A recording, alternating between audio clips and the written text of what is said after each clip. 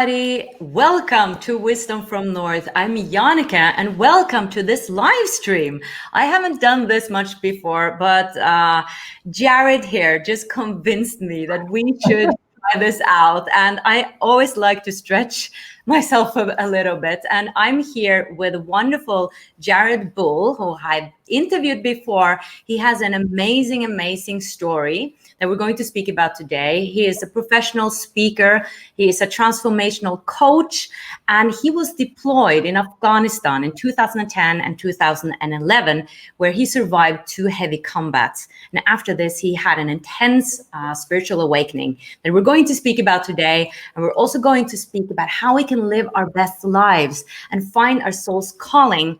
And talking about that, I would love to mention my free event that's coming up. I'm really excited about that. I'm finally revealing it.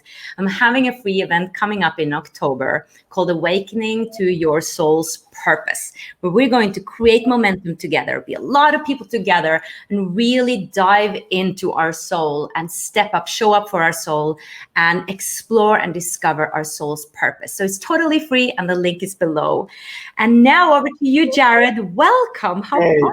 Hey, Jannica, thanks for having me here. I'm really excited. Hello to Janica's community. Hello to my community. We're streaming to multiple channels right now. It's really an honor to have everyone be a part of this. It's always a good time. I think the more people we have, the better it is. Yes, and that's why we wanted to collaborate on this, because we're living in quite special times. And I think this is more needed than ever.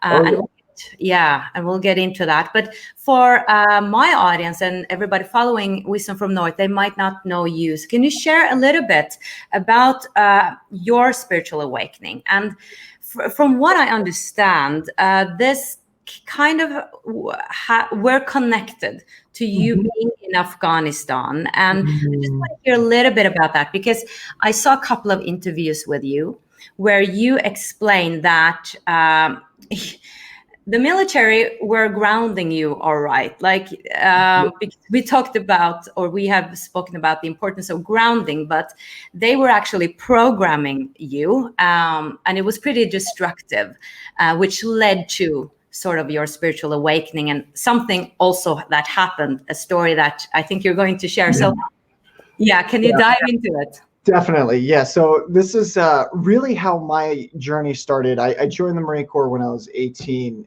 because I wanted that sense of structure. I never really had that sense of structure in my life, growing up in my family life. So everything was a little bit chaotic. And so what I went into the military for was really that focus. I wanted that focus, wanted that structure. And they gave it to me, and it was great, but it definitely came at a high price. I mean, the military obviously disciplines your will. It kind of controls and programs you to be a certain way.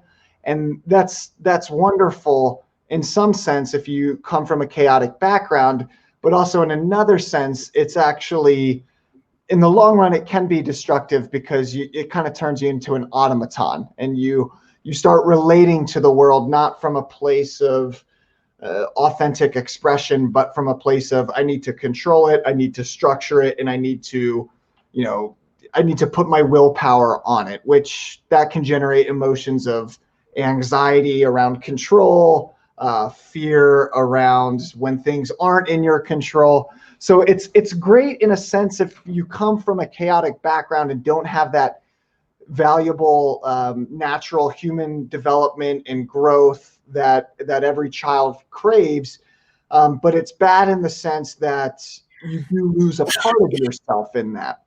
And so for me, when I went to boot camp, it was great in the sense that I got to understand the concept of focus and control and seeing trajectory and making things happen. It gave me a real great sense of creation. So whatever I wanted to create, I could bring into existence pretty quickly, because I just knew what needed to be done. I saw what needed to happen. But at the same time, it really changed my inner world, and it really changed who I was. And so then when I got back from combat, my second combat tour in 2011, I was really questioning everything at that point. I was questioning my religious upbringing. I was questioning my cultural conditioning, America being the greatest country, and Because they were kind of capitalism. brainwashing you to that, like saying that, I America is mean, the greatest. yeah. Oh, absolutely. I think a lot of, not every country is, but every country has some level of control and or a sense of, it's us versus them mindset. And Mm. so it's really questioning the idea of patriotism, my religion, all the conditioning that I had because of those combat experiences. When I was over in Afghanistan, I met lovely Afghani people, lived with lovely Afghani people who were just farmers who lived a simple and basic life. And then here I am busting down their door, Mm. and they're living a simple, peaceful life. And so, I mean, even the first month I was there, I just remember being like, I think I'm the stormtrooper here. Like, Star Wars was a really big influence growing up, as many other people around the world. And I remember just thinking, I think I'm the stormtrooper. I think I'm the bad guy. I think I'm the, like, I think there's something that I got to figure out here. And so those combat experiences really made me question everything. It made me question my value systems, made me question my cultural conditioning, my family upbringing. And that was really where the unraveling process started, or the quote unquote, the awakening process really started. But one thing that really hit home, I think, in combat was being around death so much. I had to take the lives of other people. My friends were, killed right in front of me a number of times.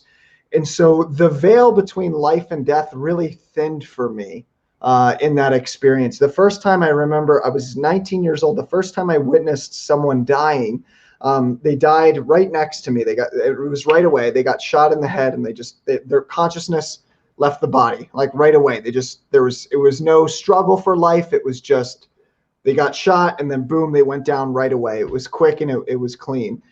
And when I had that moment, when that person died next to me, something in that moment changed my consciousness. And it took me years to figure this out. It took me years to understand what happened after this person died right next to me. And when they died next to me, something in my consciousness changed in that moment. It was like reality slowed down.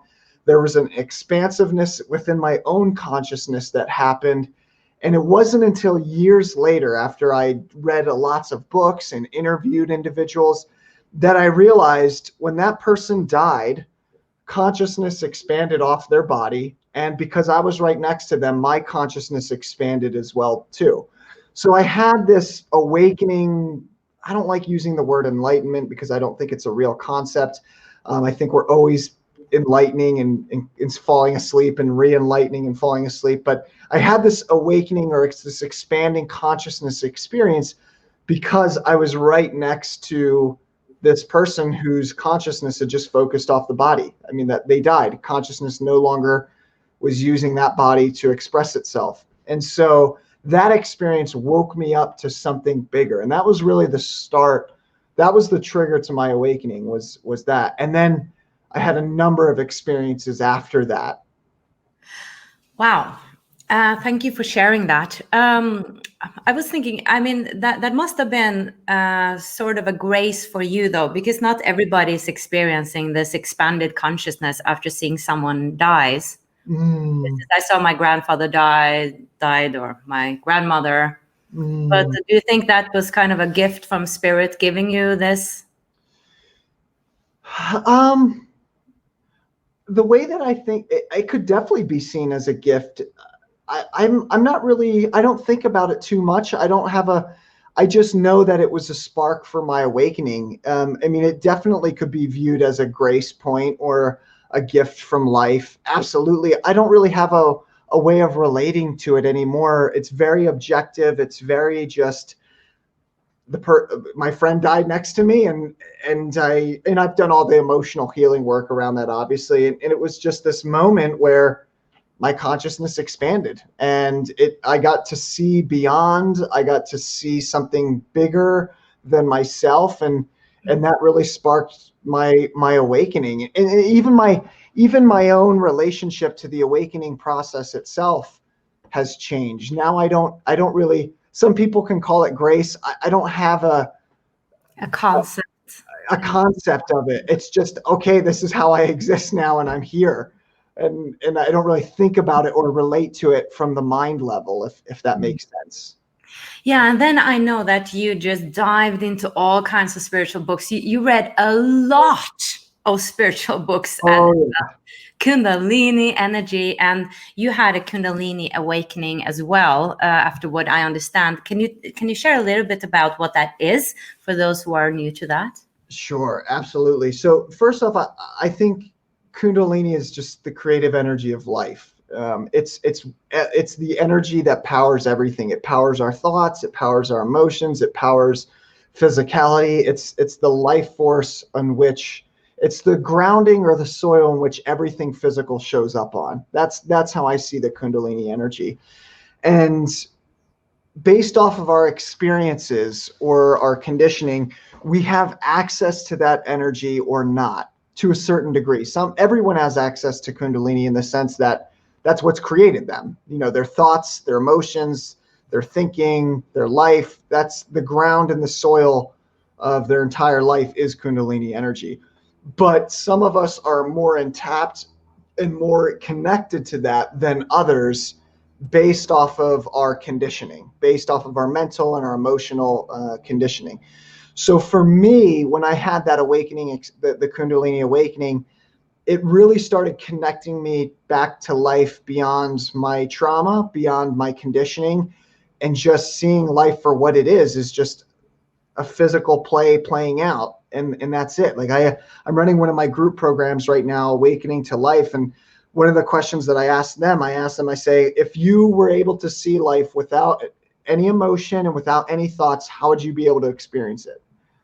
Like, what would your experience of your family or culture or society be if you had no thinking about it and you had no emotions around it? And it would just be, oh, life's playing out in front of me, and that's it. And that's the ground of like all that. That's pretty much how I experience life. I still get sucked in and I still have emotions and thoughts and thinking, but I don't get sucked into thinking about life a certain way or feeling about life or people a certain way for very long. It usually, my baseline state now is always just, oh, this is life playing out and it's playing through me and I'm in interaction with it and everything's pretty calm. But it took me years to get to that space after my Kundalini awakening, which happened in 2013. I left the Marine Corps in 2012. And then in 2013, I was typing behind my computer. I'll never forget it. I was writing my memoir at the time. I was an English major in college, and I was figuring out, as we do in writing, how I got into the Marine Corps. I was figuring out my place in the world and in society, and I was literally sitting behind my computer screen typing, and I felt this energy at the base of my spine just erupt through my spine, and it went out through my crown, out through the top of my head, and my light above me went out and my computer screen went out. Literally typing, and it just short circuited all the technology around me. And then I was put in this weird state where I had no thought for the first time, and I was like, but I didn't know what was happening. And so I got really scared and I ran out and I sat next to a tree and started hugging the tree. And at the time I didn't know I was actually grounding. And I never had any spiritual type of training or anything. Like, I'd never done yoga. I grew up in a very Baptist conservative family. I had never taken a single yoga class, a meditation class. I'd never done any of that before. So I was coming at this really fresh. Like, I was a rookie to anything spiritual. And so that's what started my journey down reading all the spiritual books and trying to figure out what happened. And so then I went down that kind of spiritual rabbit hole that most people do when they start first waking up, started reading books about out-of-body experiences and started meditating and all that other stuff. And then I actually got really ungrounded for a couple of years there. I got very ungrounded. I started the healing journey, started healing my childhood and what got me attracted to going to combat in the first place. I healed my combat wounds. And then that's when it got into the whole past life stuff. And started doing work there, which was amazing. And then eventually I was like, okay, I think this is a rabbit hole that never never ends. I need to slow down. And that was eventually I found the world of coaching. And I love coaching because coaching focuses on integrating your future self and what you want to create for your future, whereas therapy and healing kind of focuses on the past. And then I eventually found a healthy balance between the two.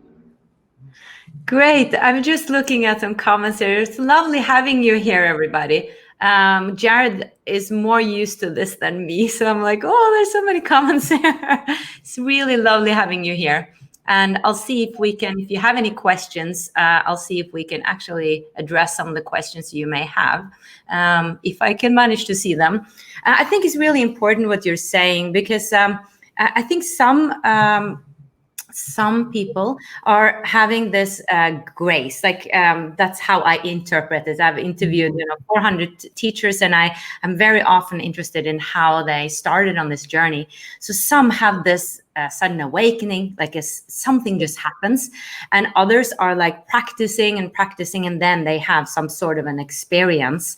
And I think I understand that you wanted to understand what happened to you. So you dive into, all these things, and then you kind of come back to here and now, which reminds me a bit about my journey as well. Like wanting to go this long way to find myself, and then understanding that, oh, it's here. It's not out there. It's actually here. And I don't need to find myself. I can create myself. So it's sometimes I think the spiritual journey is a bit paradoxical, that it's definitely not linear. And I think also that I needed to go this long way to find myself, and then to understand that I'm creating myself in this very moment. And it's actually like I want to be present here now. And I'm very interested in UFOs and all the galactic, but and lucid dreams and all of that, I've done it. But now I'm more like, okay, how can I create a happy life for myself? How can I share my purpose? Which is to some like, oh, empowerment, that's so boring. But I think empowerment is like the most important thing, because that's where we are creating from. That's how we can actually change the world, stepping into our own power, listening within to our inner voice, coming out with our unique gifts, raising the frequency. That's how we change the world, is through really empowering ourselves, like taking the power back. Like you've been saying that it was sort of, it could be like a bit destructive to be in the military, like a bit disempowering. Actually, you were not empowered as like a human being, and when it comes to your, what you could bring to the world, in a sense, it was like a controlling system. So I think it's super important that we find that inner power. Absolutely. So, yeah. And you also, I don't know if you want to share it, but you have a story about something that happened. You started to do some Kriya exercise. Yeah. Oh, yeah. I would totally love to share this. That's fine. So there's, when the Kundalini awakening happens, usually what I see, and this is what I've seen with people, it's like you start unwinding all the trauma. So trauma impresses itself on our body. We inherit it from generations and from our family. And when what I see is getting back in touch with creation and Kundalini energy, it purifies you. It's like a purifying energy. That's like what the grace is. It's you being made pure and being made whole again. And when I say pure and being made whole, I don't mean that things don't ever get messy. I just mean that your relationship to the messiness changes. Your relationship to your own messiness changes. And so this was about 2014, about 2 or 3 years into my the Kundalini awakening. I was in my room, I was doing some Kriyas. So my body was, doing its thing and moving, and all that inner stuff that had impressed upon me from combat was coming out. And I had this experience where this black thing came out of my arm, and it was like this big. And I'm really fascinated by some of the narratives around, transhumanism, like the connection between consciousness and technology and human. There's some really cool technologies there. But I had this black thing literally fall out of my arm on the ground, and it was about an inch big. And I looked down at it, and when I was looking at it, I knew that it knew that I was aware. Like, it was awareness. It was conscious. There was consciousness embedded in this small little black thing. And then right in front of me, it literally steamed or fizzed out of existence. And I don't talk about the story too much because I don't want to get into conspiracy theories and all this other stuff, because that's but it happened to you, Yeah, exactly. But it happened to me. So it's real. Like, those technologies, consciousness technology, those things are real, and we are using them, I believe, on people. And I shared with you the story last time, Yannicka, about before I went to Afghanistan, there was like 7 or 8 injections, which are normal. Like, for if you're going over to a third world country, you get injections for all different types of stuff. But my intuition in that moment said not to get the injections. And so I didn't. I got on the bus that was going to take me to the airport to take me to Afghanistan with my company. And my staff sergeant came out with the roster and was like, "Bull, you're the only one who hasn't gone to medical bay to get the injections. Go." And so I got forced to get the injections, and they did like 7 or 8 within 10 minutes. And I listened to my intuition, but I didn't have a choice in the moment.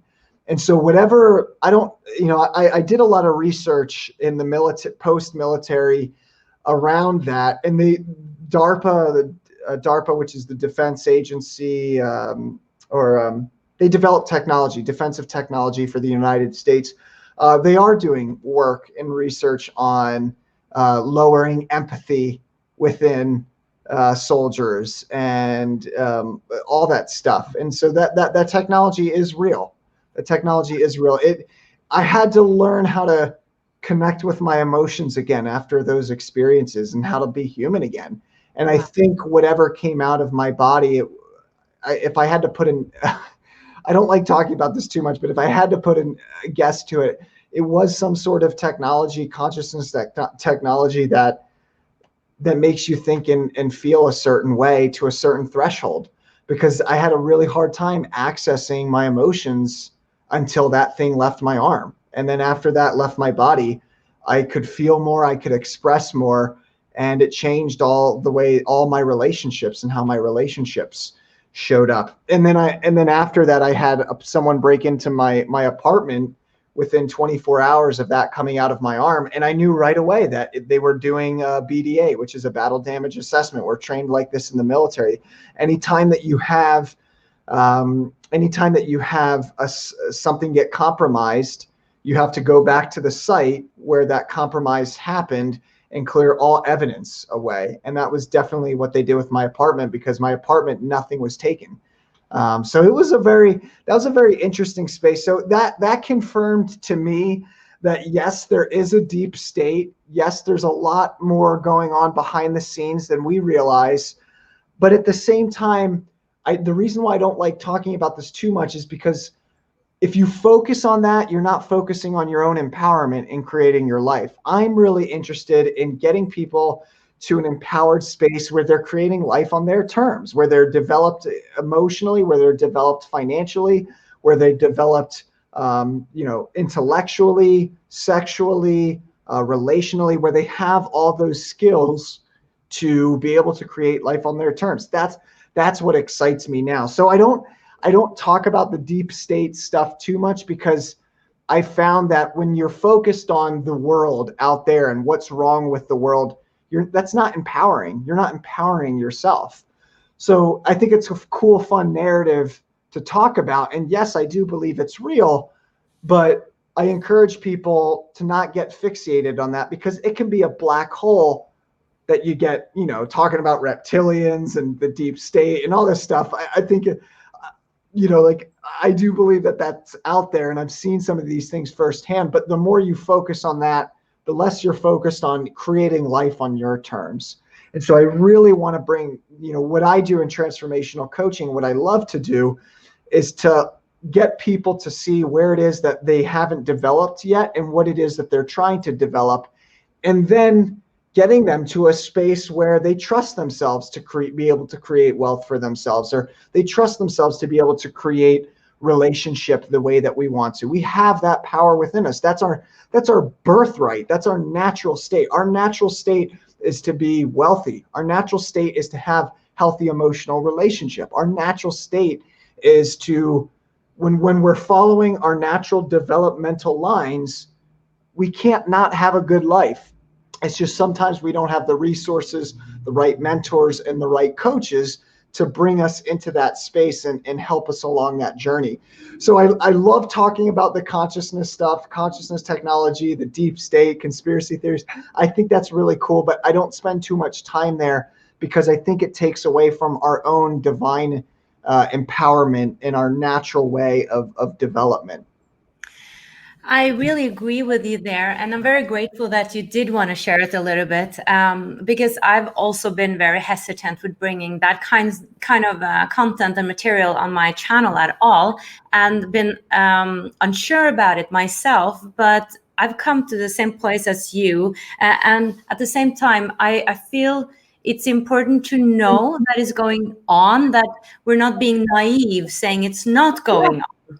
So we can have an awareness that this is going on, okay, but then what do we do about it? And that's where the empowerment comes in. So I'm like, when I heard your story, I was like, okay, I need to like give space to this and accept it. And I just spent some like breathing exercises, breathing in your story. I'm like, okay, so that's going on. Okay. Right. Sure, that can be going on. What do I do about it? Well, I don't want to go into fear. And I also believe very much that we create our own reality. So if we go down the rabbit hole, that's the reality we're going to be in, right? But I don't want to create that reality for myself. So I want to create an empowered life. So then I focus on that. And then I think I actually won't see so much of the other stuff, because I really believe that you see what you have inside. Like really, life is a mirror. And so, and that is so empowering to know. You know, that we create our own reality is so empowering. Of course, we are influenced by others as well. But to know that you can actually co-create your life by raising your own frequency. We're going to be, so let's, go there. Like, how can we create beautiful lives, right? It's all about, to me, it's all about raising your frequency, which you can command. Like, you are in charge of that, which is just so great news. I just love seeing all your engagement, guys.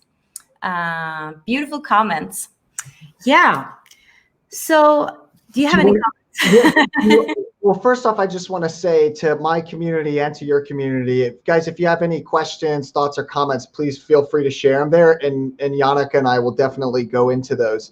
But I think we'll probably do the Q&A at the end. I think that will probably work out. Yeah. But I wanted just to speak to the vibration and the frequency and really talk more about that if you would like to go in that direction, Janneke.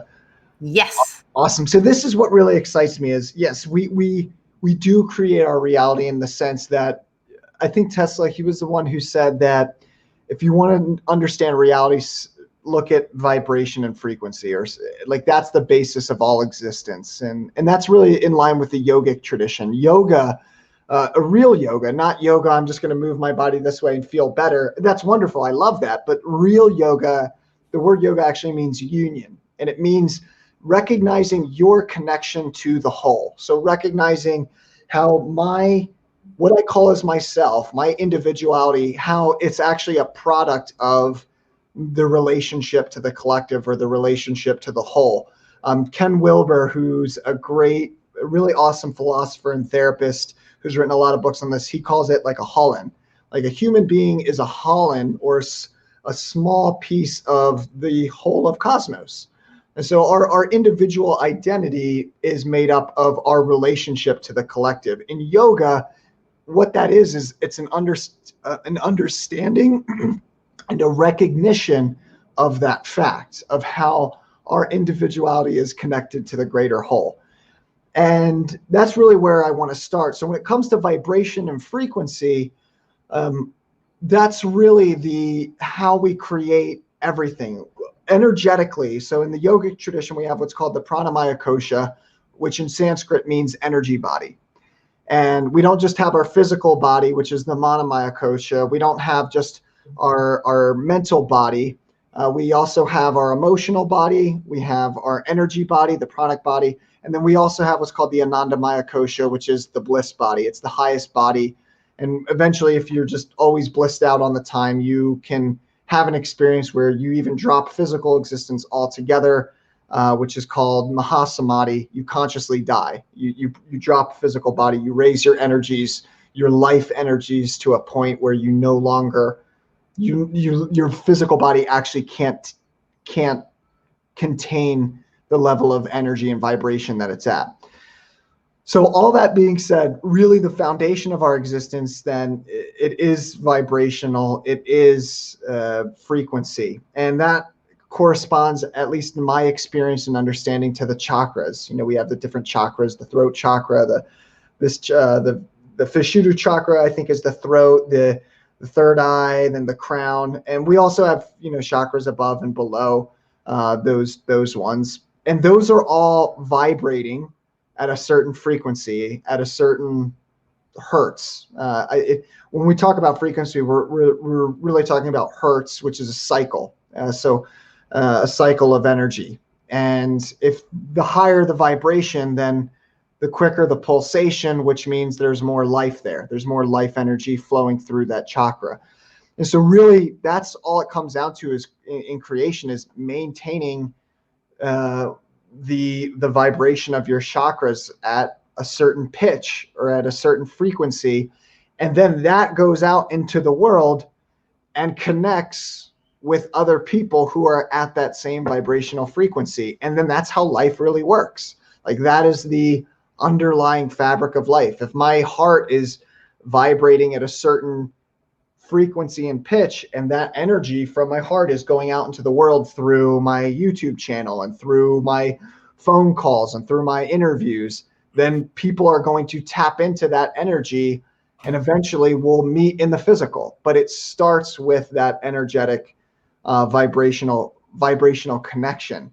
And you can do certain practices to maintain those high energies. I have a number of personal tantric practices that I do to maintain that high energy state. I have a number of breath work, different types of breath work that I do on a daily basis to maintain that high energy state. So there's all different types of things that we can do to stay at those levels energetically and be pushing that energy out and maintaining that. Powerful. And I think that is what awakening is a lot about, that we're waking up to how powerful we are and how we're taking that power back and understanding that, wow, I'm a co-creator. I'm creating my own life. I'm not a victim. But I think it helps with, I'm all about like spiritual practices, because it's one thing to know about this intellectually, and that helps. It is inspiring, and it's really great to have an open mind. But I think if you're really going to have some changes in your energy, healing is obviously good, but also to strengthen your electromagnetic field. And I've actually started doing some Kriya exercises, and I feel so like cleansed afterwards. Like you mentioned cleansing, I feel just so pure. And there's a lot of arm activity, and then I also just have some simple stuff I do and meditation, but it just really helps, and I'm so dedicated to it now. And I also have a membership, and we're practicing together, having weekly meditations, having accountability, and it's really great to have that, because it's so easy to just fall back on the default and the old way of doing things, not doing anything, just more. I was like one who was exercising all the time. I felt that that was enough, and just thinking about it. But then I understood that I actually needed to do some spiritual practices. And that's where I feel that things started really to change. Like my patterns started to change. I didn't react the same way. I started responding more. I wasn't triggered as much. Like my energy really started to change. So I understood that. And that was actually the time where I also started to change my business, not just doing interviews, but starting my own business and membership and courses. And I think that made me ready for it, because I was finally integrating all the things I've learned. It wasn't just intellectual anymore. Right. And I also want to mention that we don't have to do, only these exercises or like spiritual practices. We can also just like follow our joy. Somebody was mentioning just grounding, like walking on the grass, using nature, stuff like that. That is super helpful. Consciously going for a walk in nature every day, taking your hands in water, going on the grass, like I said, and like using things, the tools that we have, following really your bliss and inner joy. And that's why I think like following your passion is really connected to your soul's purpose as well. And when you follow your passion and your joy, you're actually on your path to your purpose. So this is so beautifully aligned. Like you said, we're meant to have abundance. We're meant to feel good, meant to have great relationships, and that raises our vibration. So it's all just connected. Beautiful. Yeah, I love that, Yannicka. That's exactly it. I think sometimes we forget that the whole purpose of spirituality is good living. Like spiritual, when we look at spirituality and we look at science, they have very similar functions. Science was developed to create tools and technology around us as human beings so we can control the environment. So we invented electricity, we invented air conditioning, we invented rocket ships to take us to the moon to explore. Like the purpose of science is to learn how to create things to understand the world around us, so to understand our place in the world, but at the same time to gain control over the physical world. Spirituality functions in a very similar way, in the sense that it's wanting to give you the best life. Like that's why people are quote unquote spiritual, because they're searching how to have a good life. So there's very similarities between science and spirituality. And I think what's most important to remember is that if spirituality isn't making your life better and it's not practical, throw it out, because that's the purpose of it. I think what I've seen in the spiritual communities and the healing communities is they can get caught up and hooked on spiritual practices, and they get caught up in looking at it as a thing in and of itself. But it's like, look, if spirituality isn't making your life better, if it's not making your relationships better, if it's not making your business better, throw it out the door. Because the whole purpose of spirituality is to allow you to enjoy your human experience. Like, it's so simple. It's so simple, but we forget. I think people get caught up in it. I know I forgot in it. I would wear the nice robes, and I went through that phase of looking spiritual on the outside. And so it's really important to just recognize that the whole point of spirituality is just learning how to live the best life as a human being. And that means embracing the messiness, the craziness and the confusion but embracing all of it and learning to relate to it in a very different way. That's super cool that you're bringing that up, because I think our spiritual traditions is really changing as well. Like in the 80s and 90s, it was totally different. And I felt it was more about the ascension, moving up there. And it was more like this hierarchy on how you were, like, the guru was up there and we're down here, which I felt it did not resonate. Yeah. Like I went to India and the whole guru thing, just I tried so hard to like open myself to it, and like bowing down and everything and kissing the feet, and it just did not resonate. And I felt so bad. I felt that I was doing it wrong. I didn't do it right. There was something wrong with me. And actually what they did, like I was at this ashram, I was constantly taking out of the class. I'm like, Yannicka, we need to have a conversation with you, because I was constantly like raising my hand and like, I don't get this and I don't get that, and why is this and why is that? And they were like, yes, you're not quite opening up. And I think it just didn't work for me. And I got really depressed when I was over there. Didn't have any spiritual experience at all, any connection at all. Looking back, I think I met my, part of my shadow and my darkness. So that I understand now, but still it wasn't for me. And I think that the way we practice, the way we approach spirituality is so different today. Like today is more about the grounding, it's more about the embodiment of the divine, not ascending up there, like soaring up there. And I'm very spiritual. It's like, well, I can be spiritual and drink wine, I can be spiritual and be messy. That's okay too. Yeah, being human. Yeah, I love that, Jannica. And I think I think that's really an old paradigm. Like I call it the sage on stage paradigm.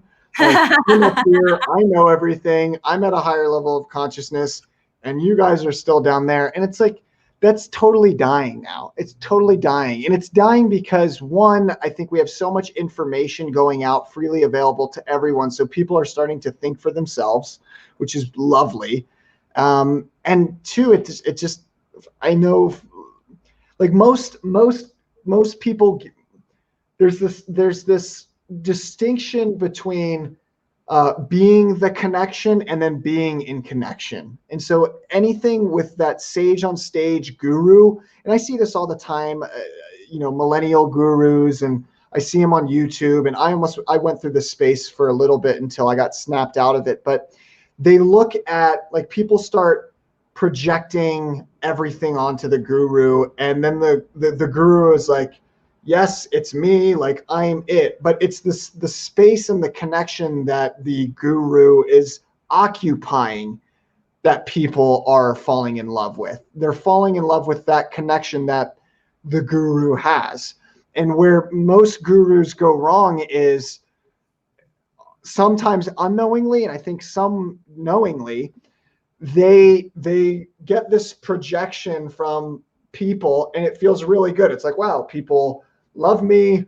They're asking me all these questions, and they get addicted to that sense of power, and they don't point to the connection that they're sitting in. And like, you'll see it all the time where people are like, I'm divine, I'm God. And then people are like, yes, I feel the divinity and the connection coming from you.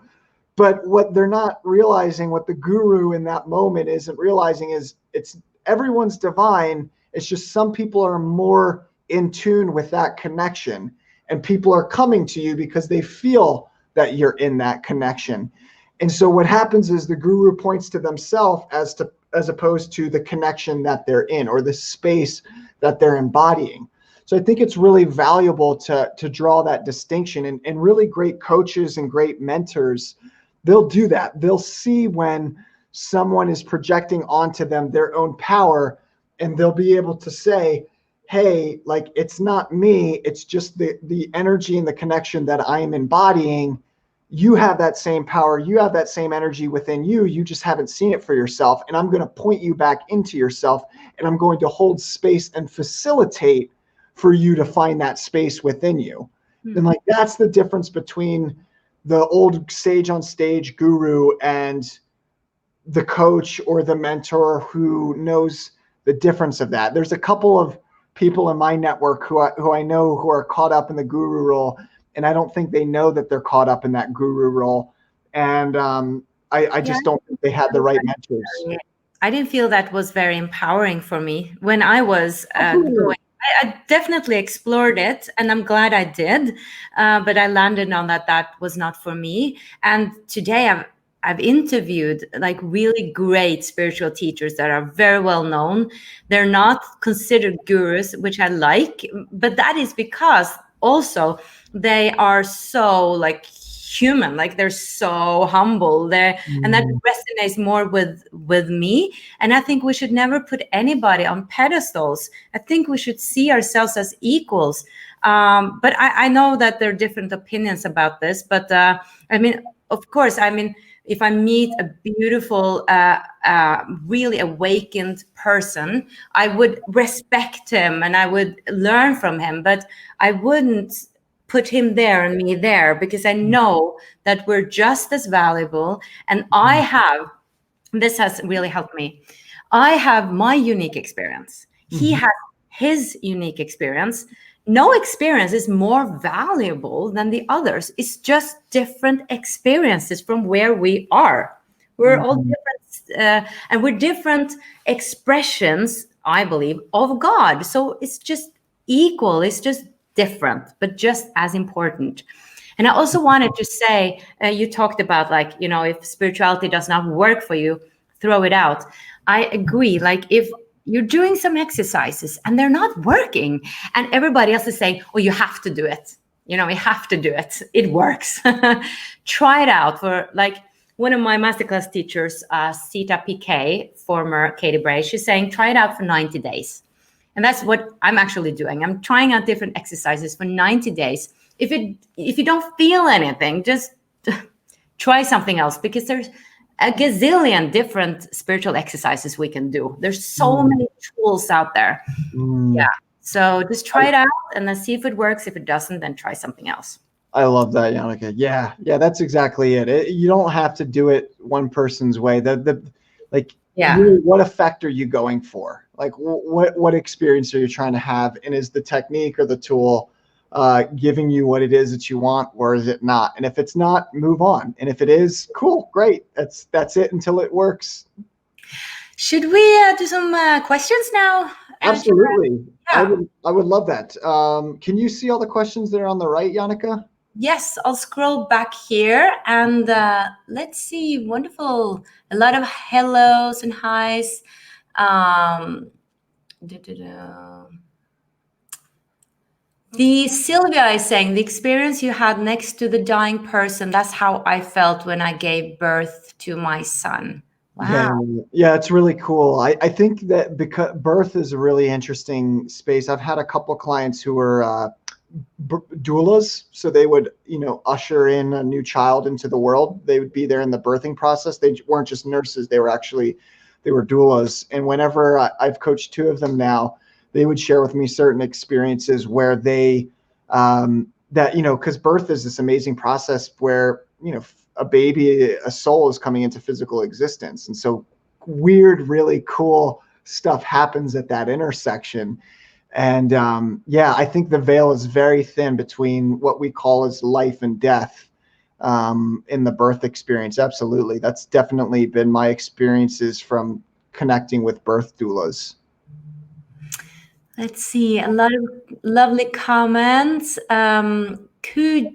Jam, what is memory other than images, associated emotions, and sensations that trigger unconscious responses? This is a great question for you, coach. Yeah, yeah, yeah. Thanks. Kujam, the first thing here is the word in the yogic tradition is called chitta, and chitta is the memory that gets impressed upon our body from an external experience. And so that memory is housed in our body, and it's passed on to us generationally in our genetics. So every experience that your ancestors had is in your body, and it's still housed there. And one of the things that I've noticed in my own life, but also within other individuals during the awakening process, is you start to unravel certain traumas within your genetic material. You start to unravel things within your own body and within your own being. And as that happens more and more, you become more of a clear channel, a clear connection to the world. There's no longer the experiences of the physical world that are coloring or shaping you in a certain way. So what is the memory other than images, associated emotions, and sensations that trigger unconscious responses? Any unconscious response or any triggering that you get, and I love this. This is probably one of the favorite parts of my work.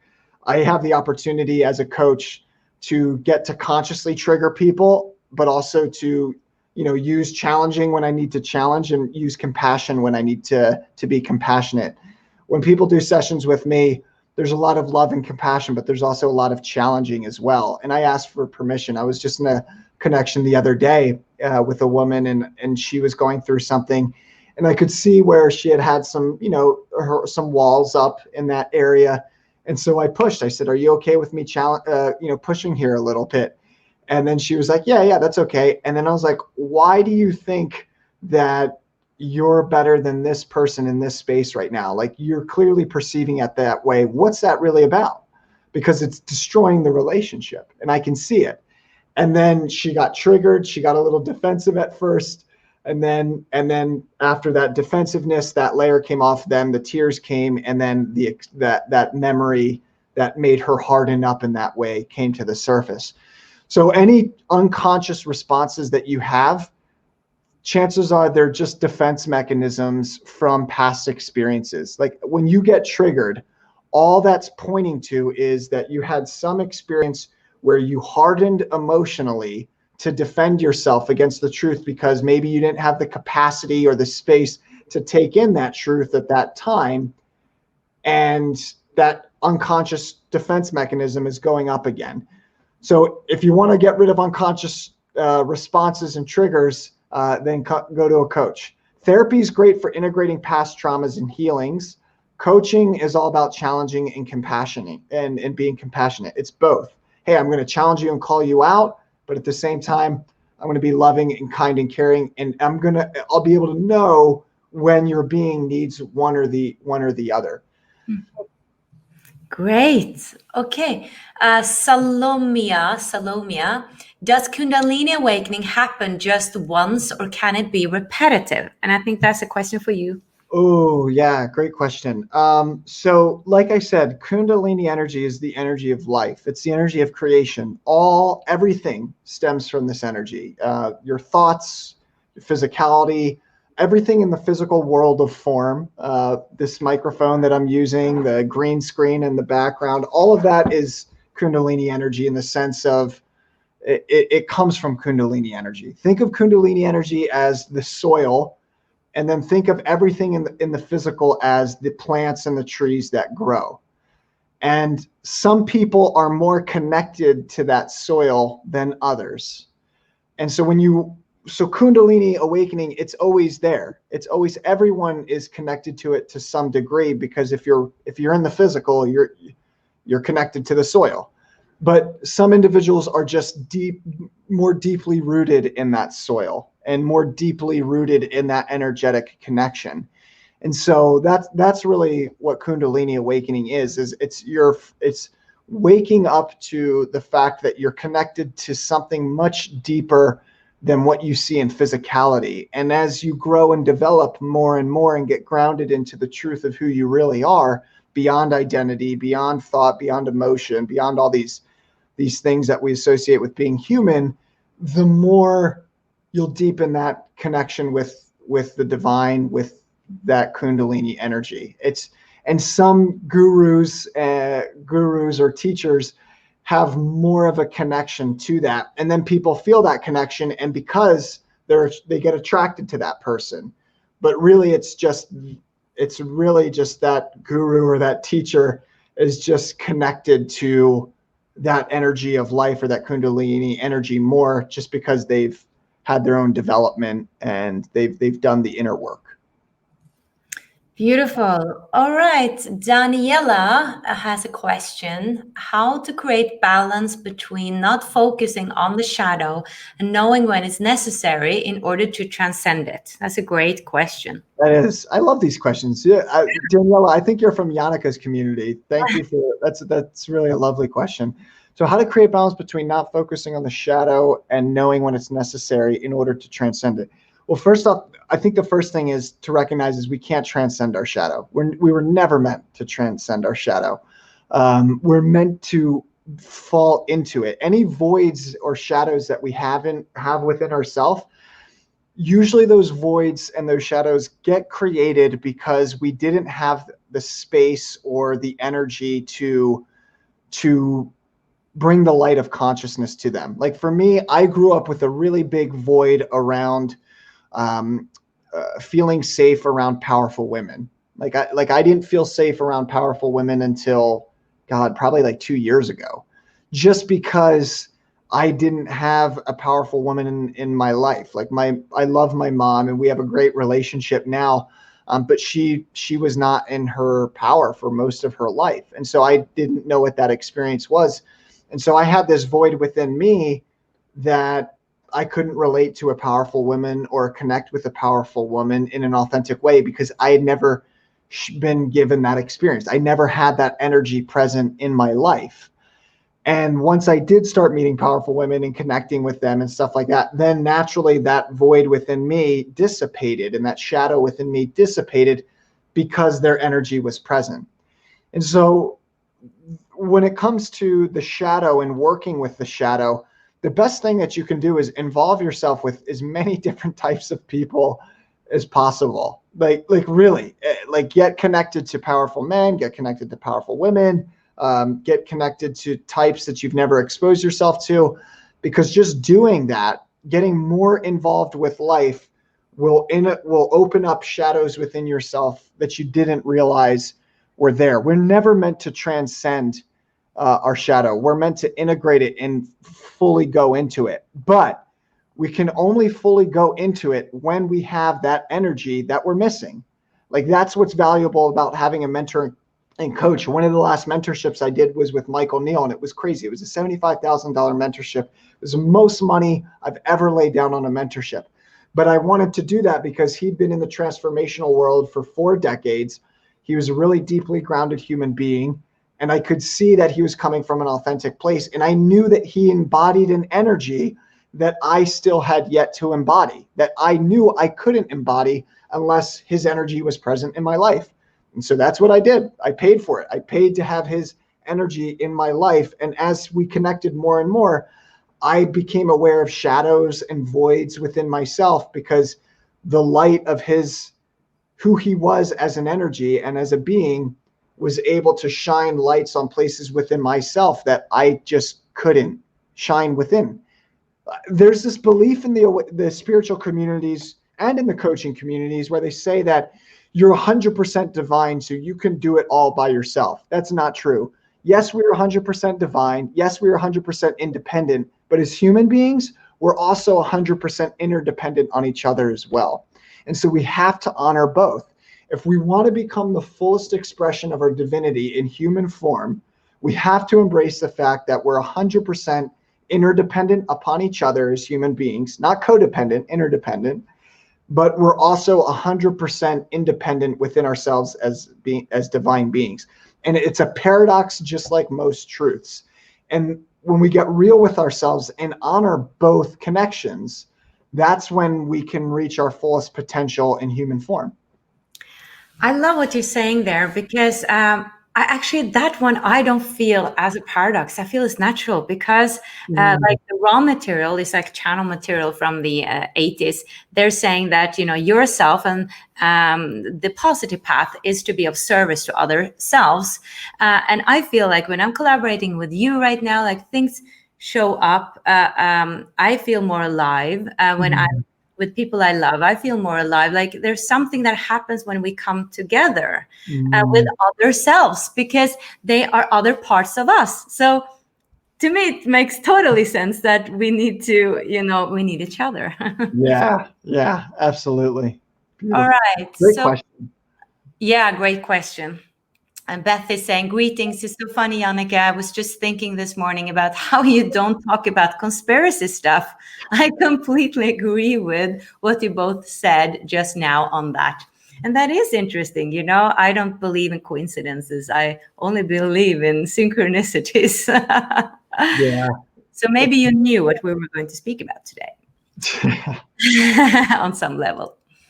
All right, there was a question about a heart here. Let's see. I remember I saw a question, where was it? About how we could open our heart. Yes, Apurva, please suggest ways to connect to your heart chakra. Oh, okay. Yeah, let me bring that up on the screen here. Apurva. Is that at the top there, Yannicka, or is it at the bottom? At the bottom, 6:36 p.m. Okay. My place. Gotcha. So I can't find the question, but I'll just speak to it as I'm looking here. How can you connect to the heart chakra? Well, the first thing to realize is if you're not connected to your heart, then chances are you might have grown up in a family or in a culture where most people weren't connected to their heart. Energetically, we really all are connected. And so if we have a void within our heart, it may just be that there's someone who really needs to show you a lot of love. And that's an experience that if you want to have, you can call in. Like we are all interdependent upon one another. And so if you feel like your heart's not opened, you might not have the time, you might never have had the time or space to have your heart opened, Apoorva.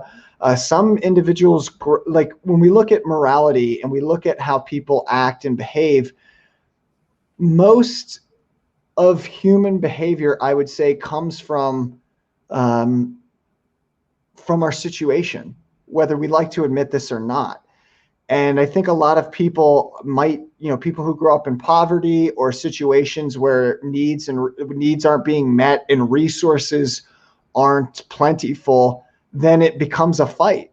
And if it becomes a fight, then you do have to shut down your heart to get your resources met. I mean, for me, making it through combat, I mean, I had to shut my heart down. It was how I was programmed and conditioned, because if your heart was open, you wouldn't be able to take the life of another human being. And so the first thing to recognize is if your heart's closed down, I encourage you to have compassion for yourself and recognize where you may be at life. Like if you have no money and you don't have good support systems, of course your heart's going to be shut down. I wouldn't be enjoying life that much. I didn't enjoy life until I had more wealth in my bank account, until I had good relationships. And ironically, as I created more wealth for myself through my work and I served the world more and I had better relationships, my heart opened up more because I wanted to be here. I enjoyed physical reality more. And so if your heart is shut down, first, I just want you to take inventory of your life and see what's going on in your life that made your heart shut down. And second thing is if to get it back open, I would suggest finding out what it is that you need. And that comes to acknowledgement, that comes to appreciation, that comes to acceptance. Those are all really deep needs of the heart. We need to be acknowledged for our creations and what we're doing in the world. That makes the heart happy. We need to have acceptance and compassion of what we've inherited from life. And sometimes it may have been a shitty deal. It may have been not a good hand at all. And acknowledge, wow, I wasn't given that much to start off with. And I'm really proud of how far I've come. For me, that was a really big, awesome, compassionate moment. I've had many moments like that where I realized, wow, I wasn't given the best deck of cards and I've really made it a far way. I'm really proud of myself. And acknowledging that to myself allowed my heart to open up even more. And then appreciation, like, are you being appreciated? I have a team of 4 who I work with, 4 people who work around me and with me, who do various jobs, and I always let them know that they're appreciated. Sometimes I get angry as I'm going throughout my day and have a lot of things to do and balance, but I always let them know at the beginning of the day and at the end of the day that I appreciate them. I appreciate their work. I appreciate how they show up, but I also hold them to high standards as well too. And I know as employees that they need to hear that. They need to hear that acknowledgement. They need to feel appreciated for their work, because that's what the human heart needs. So if your heart is shut down, are you getting enough appreciation from other people? Are you appreciating your own heart? Are you acknowledging your own heart? Are other people acknowledging it? And are you accepting the hard truths of your life? And some of the hard truths may be, man, I had a really rough environment growing up. And some of your hard truths may be, I haven't been given the resources that I've needed to succeed to the level that I want to succeed to. But just accepting those aspects, it can just acknowledging those can change your life in and of itself. So appreciation, acknowledgement, and acceptance is really the key here for opening your heart back up. And do you have enough of that in your life? And my guess is if your heart's shut down to a certain degree, and hearts shut down or open to certain levels, then you probably don't have those needs. And I would encourage you to explore that. Beautiful. I so agree. And what made me open my heart to myself was actually acknowledging that I needed to love myself. And I had no idea how to do that. I didn't know it was even something to do. It was a concept that you could. So I started with actually paying attention to what I was feeling. Not what everybody else was feeling, but what I was feeling, how I was feeling when somebody talked to me that way, or just the sun shining on my cheek, that felt nice to me. Like, because I used to be all about everybody else, not about how I felt. So I kind of started opening my heart up for myself. And also that inner child. We all have an inner child that has been hurt somehow. We all have our traumas. So going back to that inner child and like imagining putting her on your lap and just saying to her that she's loved, she didn't do anything wrong, that the adults did their best of their ability, or those who hurt her or traumatized her, and just really make sure that or make her know that you are there for them.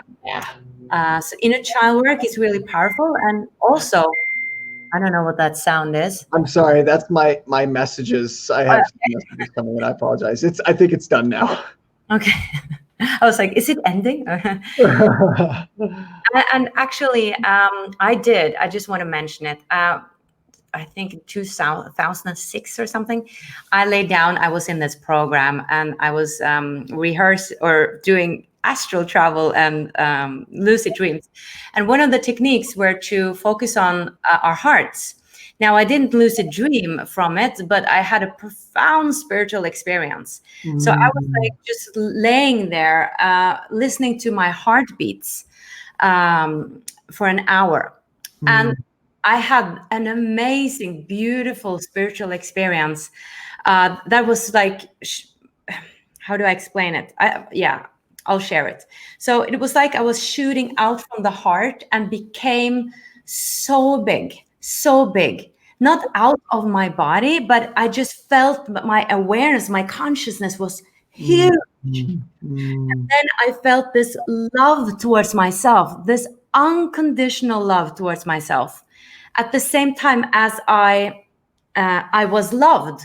So I felt these two selves again, like this duality, like someone or everything loved me and I loved myself. And then I got an insight that this is true. I get like, oh, chills.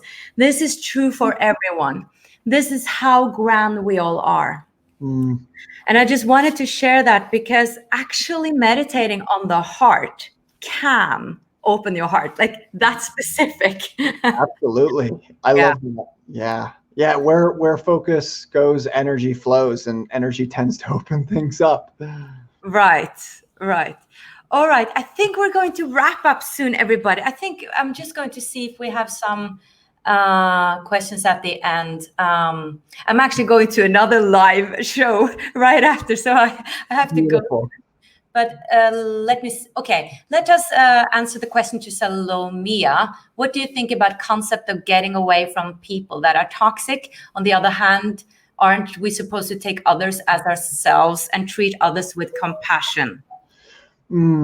Yeah, I love this. So, yeah, great question. Yeah, this is a great question. So, and I just want to say, I know there's a number of other questions here, guys, and I do live streams. Yannicka does live streams on a daily basis or makes videos. So if we don't get to all your questions this time, please feel free to reach out and connect to either of us, and we'll definitely get back to you.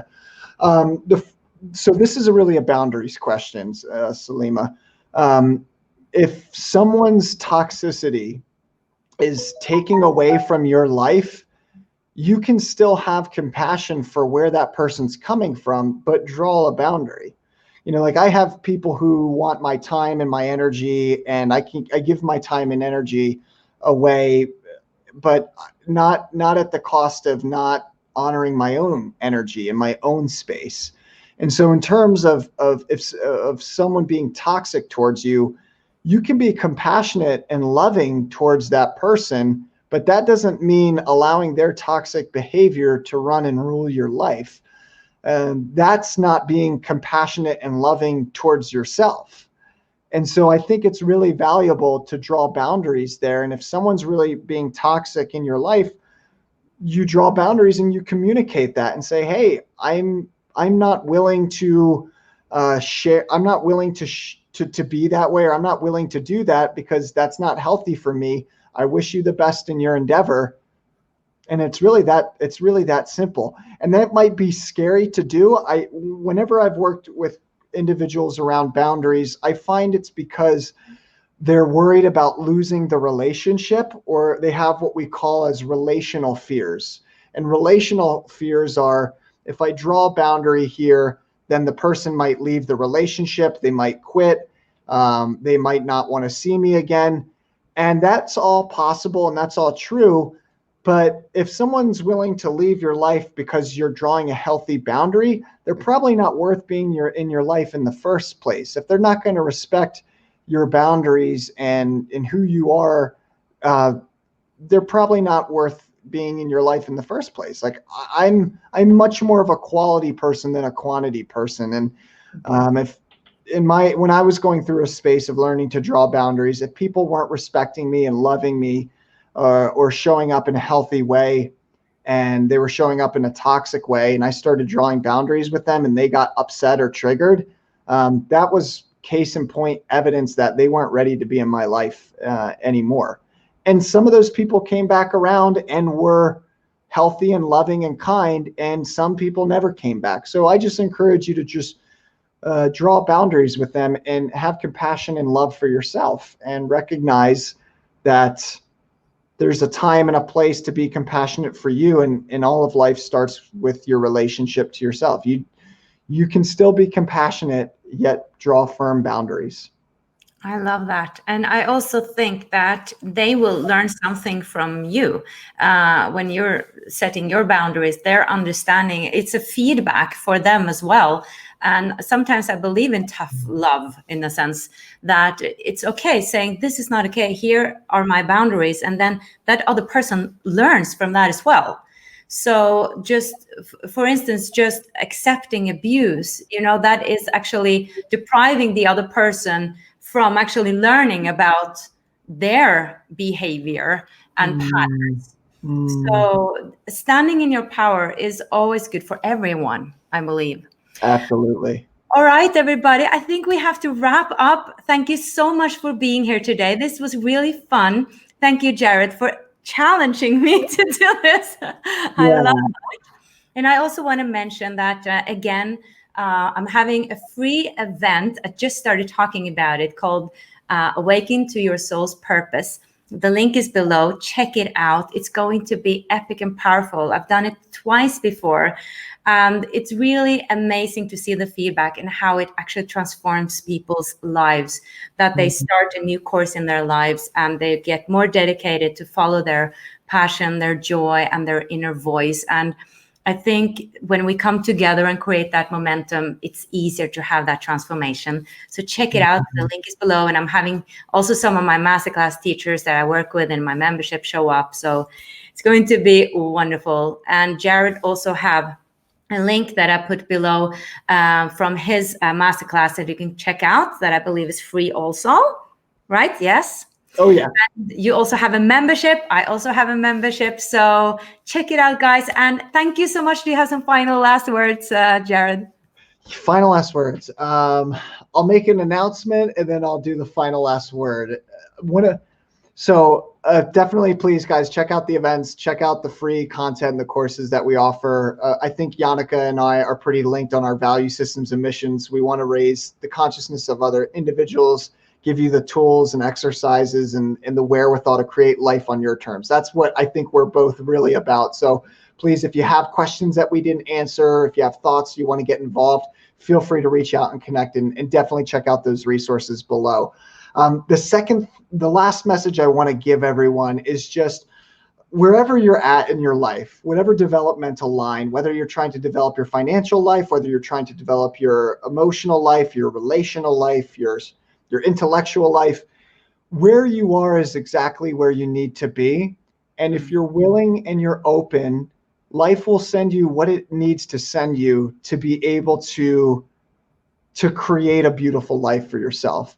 I can't tell you how many times that I've connected with individuals who've had traumatic pasts, who have had maybe amazing pasts, or they come from all different walks of life. Life is built for us, and there's an inherent intelligence that's always operating behind the scenes. So whatever it is that you're trying to develop in your life, whatever challenges you may be having, know that the solutions are out there. Know that the resources out there. Know that it's just a temporary space that you're in, and that you really do have the potential and the power to create what it is that you want to create if you're willing. All you have to do is be willing and being open. And that's really what I just want to close up and finish with. Beautiful. And I want to thank everybody for being here, for showing up for your soul, because then your soul shows up for you. And thank you so much, Jared. It was such a joy collaborating with you again. And thank you for doing your amazing work. You got it, Yannicka. Thank you so much. Thanks for joining, everyone. We'll see you next time. Bye, everybody. Much light in here.